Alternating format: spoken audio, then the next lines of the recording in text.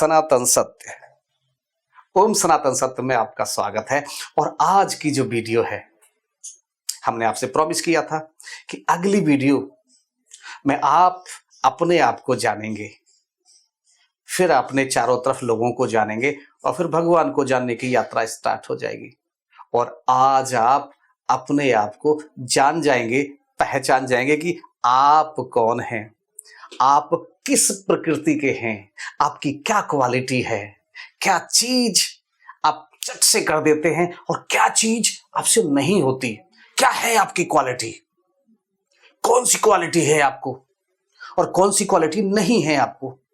तो ये जानने का आज सुनहरा अवसर है, ये जानने का कि आप कौन हैं, आप किस प्रकृति के हैं, कौन सी क्वालिटी आपको आसमान में रखेगी, आपकी वाह वाहगिरी होगी। तो आज का जो वीडियो है बहुत इंटरेस्टिंग है, मजा आने वाला है। चलिए जानते हैं आज।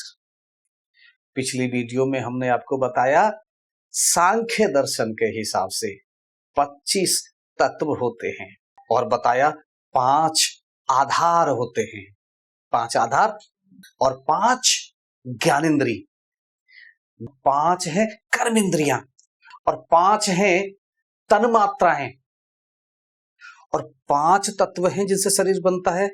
तो इन सबको मिला के 25 तत्व होते हैं। ये पिछली वीडियो में जाना हमने।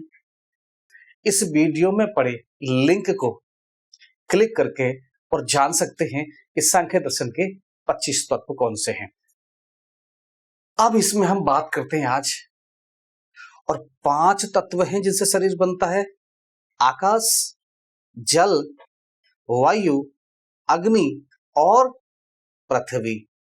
इनसे शरीर बनता है। पर 3 तत्व, अब देखिए यहां से बहुत इंटरेस्टेड होने वाली है कहानी। ये जो 3 तत्व है, इस 3 तत्व पे हमारा आयुर्वेदा खड़ा है। 5 तत्वों से शरीर बनता है, ये तो आपने जान लिया। 3 तत्व इस शरीर में ड्राइव करते हैं। 3 तत्व। अब 3 तत्व कौन से? वात, पित्त, कफ, आयुर्वेदा कहता है। श्रीमद् भागवत गीता में बार बार आते हैं सत्व, रजस, तमस। एकदम शुद्ध हिंदी और बहुत अच्छे तरह से आपको समझने के लिए ये समझ लीजिए कि आयुर्वेदा कह रहा है वात, श्रीमद् भागवत गीता कहती है सत्व, और आपको समझने के लिए बराबर हवा। तो हमारा पूरा आयुर्वेदा इन 3 चीज पे टिका है, वात पे, पित्त पे और कफ पे। ये वात, पित्त, कफ क्या है? श्रीमद् भागवत गीता में अक्सर आता है सत्व, रजस और तमस। तो ये सत्व क्या है, ये रजस क्या है, ये तमस क्या है? तो सत्व, रजस, तमस ये क्या है?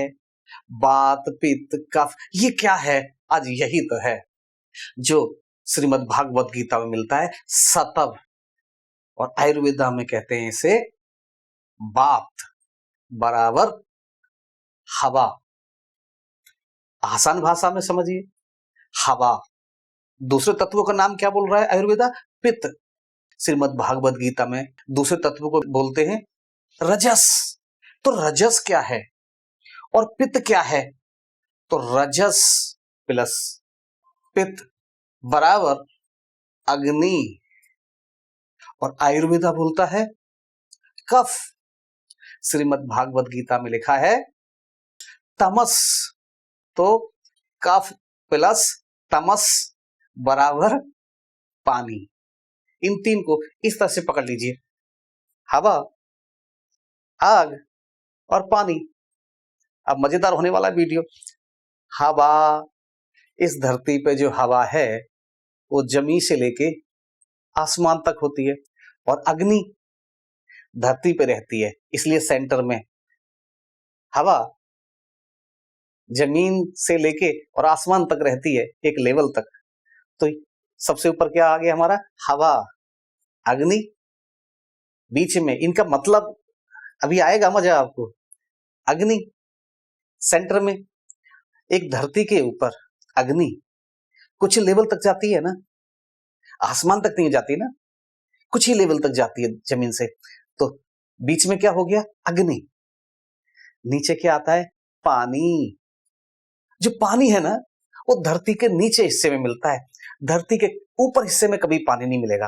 आप कहीं भी पानी को देखेंगे तो जमीन से नीचे ही मिलेगा पानी आपको, जमीन से ऊपर पानी नहीं मिलेगा। तो जमीन से नीचे रहने वाला पानी और जमीन के ऊपर रहने वाला आग और उससे भी ऊपर तक रहने वाला हवा।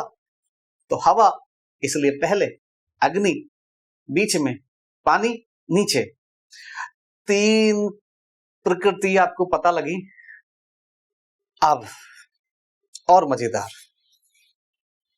हिंदी में जैसे एक लिखते हैं हवा, 2 लिखते हैं ऊपर से घुंडी, फिर बीच में से घुंडी और फिर 2 लिखते हैं अग्नि। तीसरा वाटर, पानी, 3 लिखते हैं हिंदी में, ऊपर से घुंडी, फिर पेट पे घुंडी, फिर नीचे घुंडी और फिर आगे खींच देते हैं। देखा एक कैसे लिखा हुआ है, 2 कैसे लिखा हुआ है, 2 घुंडी है, और 3 में 3 घुंडी है, ऊपर भी घुंडी, बीच में भी घुंडी और बाद में भी घुंडी।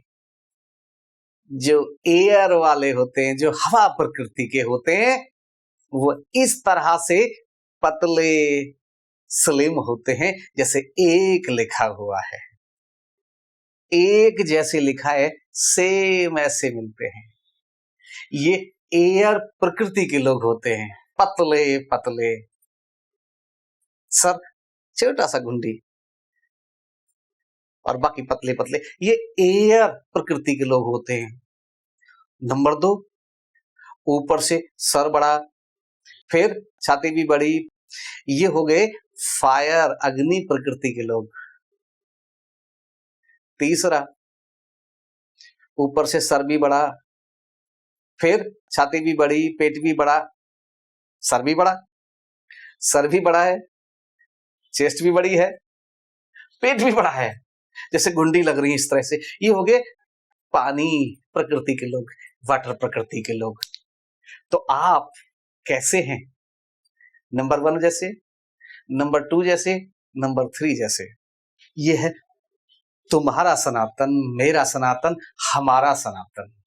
अपना ख्याल रखिए, खुश रहिए और देखते रहिए ओम सनातन सत्य।